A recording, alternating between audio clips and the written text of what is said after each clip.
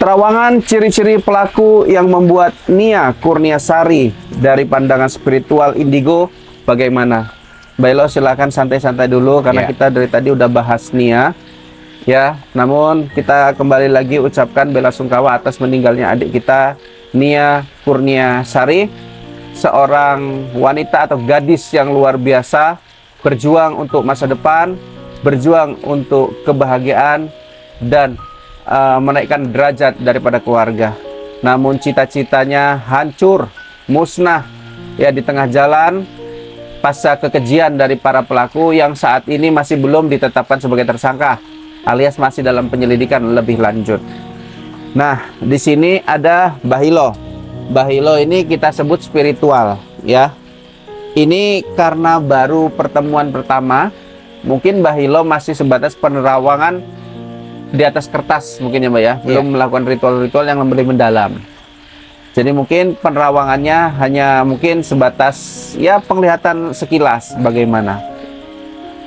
Namun daripada itu kita perlu mengetahui ciri-cirinya berdasarkan dari pandangan spiritual ya, kemudian mencocokkan dengan yang terlihat di media sosial. Nah, karena Mbah Hilo ini baru kali pertama membahas Nia, pastinya dia belum tahu nih ciri-ciri ya yang diduga para pelaku. Nah, ini saya mau dengar langsung, jadi biar nggak ada dikiranya oh karena udah nengok nanti ngomongnya begini. Enggak, ini beliau belum ada tahu sama sekali para pelakunya. Ya silakan udut dulu Mbah. Ya, kalau sebentar mau saya ngudut dulu ya, karena dari tadi saya pun belum begitu fokus ya untuk menanggapi karena saya baru kali ini mendapatkan berita yang tidak enak begitu ya. Ya, kemarin pun Mbak Ilo kalau misalnya dilihat ya pemberitaan belakangan ini ada pembunuhan gadis juga Mbak Ilo di kuburan Cina Mbak Ilo. Mayatnya tergeletakkan gitu aja di kuburan Cina Mbak Ilo. Ada 4 pelaku, dalangnya 1 Mbak Ilo, yaitu pacarnya sendiri. Nah gitu. Ya sebentar saya minum kopi dulu ya. Nah, silakan Mbak. Kebiasaan saya ini kalau udah malam gini ngopi ngudut gitu ya. Yang penting Mbak Elo bisa nolong kami kan? Ya, insya Allah mudah-mudahan di sini semaksimal mungkin saya akan membantu begitu ya. Cuman karena Mas Den ini datangnya mendadak, jadi saya belum membuat persiapan gitu ya. Cuman mungkin Mas Den ini ataupun netizen ingin bertanya kepada saya ciri-ciri pelaku gitu ya. Nah, tadi katanya Mbah. Seharusnya ada siapkan kembang, siapkan apa bahan-bahannya tadi Mbah Hilo minta ya? Supaya lebih akurat. Saya biasanya menggunakan ritual gitu ya, menggunakan kendi, dupa ataupun kembang gitu ya. Cuman ini sekedar saja ya, saya ya mudah-mudahan dari omongan saya ini walaupun belum saya ritual, mudah-mudahan pihak terkait bisa menelusurinya gitu ya. Nah, jadi kalau menurut pandangan saya ini ya, kalau ya cuman belum saya terawang ya, masih belum saya ritualkan ya. Kalau saya lihat sih ciri-ciri orangnya ini nggak banyak Mas Den. Kalau saya lihat sih paling 2 orang. 2 orang. 2 orang. Kalau yang dari netizen kan katanya bisa 3 sampai 4. Malah yang udah diperiksa polisi, dimintain keterangan saksi ada 3 Mbak Elo. 1 kabur. 1 kabur ini kan karena dia mungkin merasa bersalah atau merasa apa ya sebagai pelaku, makanya dia kabur karena mungkin sudah tahu kan polisi akan menangkapnya. Ya bisa jadi. Nah berarti kan 1 udah pasti Mbak. 1 pelakunya udah pasti. Nah tinggal 3 lagi lah atau beberapa lagi. Kalau Mbak Ilo bilang 2, kayak mana seorang yang 2 orang tadi itu bisa sekeji itu sampai menguburkan jasad Nia tanpa busana dan dikuburkan di situ di perkebunan Mbak? Ya begini ya, kalau dari pandangan saya, cuman ini belum saya terawang ya. Kalau dari pandangan saya, si korban ini ketika jalan di tempat yang sepi, ada sosok 2 pemuda naik sepeda motor, kemudian dihampiri seperti itu, dan timbul di benak kotor atau di pemikirannya yang kotor tersebut melakukan perbuatan keji. Berarti dia seperti digoda Mbak? Tidak digoda. Awalnya sih memang kalau saya lihat sih digoda, Ya. kemudian dia tidak mau digoda ataupun tidak mau dirayu. Kalau yang saya rasakan seperti ujung-ujungnya pemaksaan seperti itu.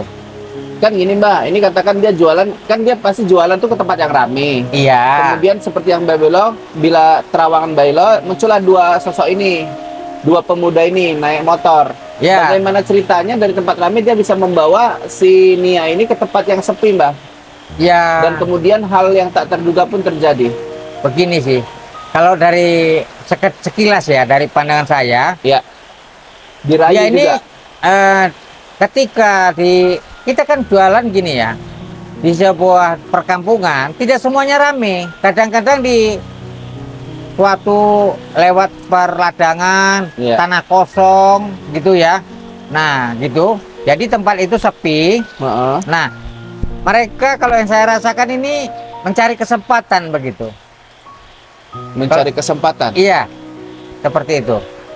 Nah, jadi memang sih jualan kita mencari tempat yang ramai, tapi kan tidak semuanya kita menemukan orang yang ramai seperti itu.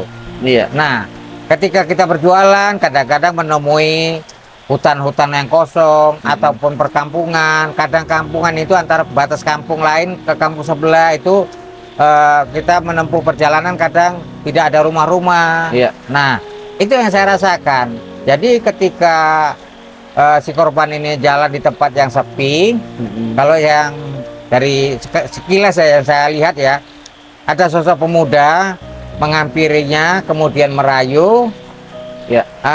Mengajaknya ke tempat itu. Iya, tidak, Dia tapi jalan sendiri atau dibonceng tadi? ya ujungnya seperti ada pemaksaan gitulah. Kalau yang sekilas saya lihat, Ada yang saya pemaksaan. lihat gitu. Nah, kemudian dilakukan perkaos ya, seperti itu. Kemudian, tapi kalau saya lihat sih ciri-cirinya si korban ini agak mengenali si pelaku, begitu ya.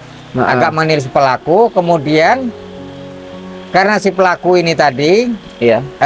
takut ketahuan apabila mungkin setelah diperkaos gitu ya, akan mengadu kepada warga ataupun kepada orang tuanya, ciri-cirinya seperti demikian. Nah, takutlah terbongkar si pelaku ini tadi. Jadi daripada mungkin dia merasa tertangkap begitu ya, akhirnya mungkin membunuh beliau seperti itu. Berarti karena kalau dari penerawangan panjenengan, karena takut ketahuan, karena si korban yang meninggal ini mengenali sosok pemuda jahanam ini, maka mereka berbuat nekat menghabisi nyawa Nia. Iya. Itu dari pandangan panjenengan ya. Seperti itulah. Jadi pertamanya ada rayu-merayu, sama seperti teman yang Belo ya. Iya. Jadi laki-laki ketemu wanita wajar lah ya, nah, karena apalagi dia jualan sendiri ya, tanpa ditemani seorang ibu ataupun adik ya. Jadi namanya kaum Hawa ini ya ketemu apa ya. Nah, jadi timbullah niat apalagi setan baru tersebut. Nah, jadi itu tadilah. Ini kesempatan baik mungkin begitu kepada si pelaku ya, lagi di tempat sepi. Nah, mereka ini kalau saya lihat sih goncengannya sepeda motor gitu yang saya rasakan. Nah, merayu-rayu tidak mempan, kemudian mereka ini memaksa. Nah, itulah terjadi. Makanya kalau saya lihat sih selai kain pun tidak ada di dalam tubuhnya. Nah, kalau saya lihat sih dari sekilas setelah diperkaos itu tadi, kemudian dibunuh. Nah, untuk menghilangkan jejak agar supaya si pelaku ini tidak diketahui seperti itu. Oke. Jadi dasarnya adalah kebetulan bertemu, ya. Kebetulan tempatnya sepi, ya. Kemudian mungkin laki-laki ini lagi entah terpengaruh obat-obatan dan lain-lain, ya kan? Ya, bisa jadi. Melihat wanita sendirian di tempat yang sepi, maka muncullah pikiran jahat tadi ya. Itu yang saya rasakan. Oke.